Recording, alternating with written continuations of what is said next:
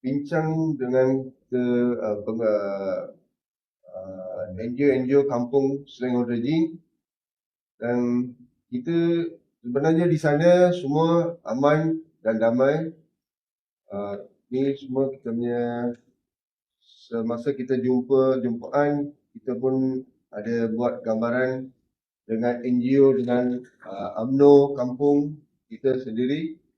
So diorang pun setuju, tak ada halangan kita buat kuil temple dekat sana, tempat baru temple, tak ada apa masalah. So support, sokongan daripada kita kampung, orang-orang kampung semua memang bagus. Harap kita semua selesaikan ini masalah semua di kerajaan kita.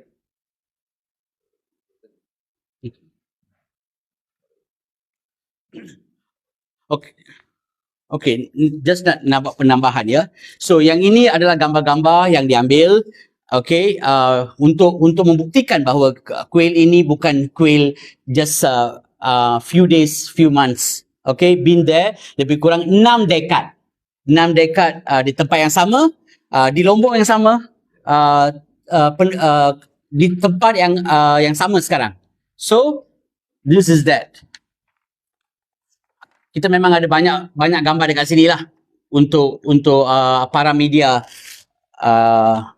tatap. Okay. Okay. So sekarang saya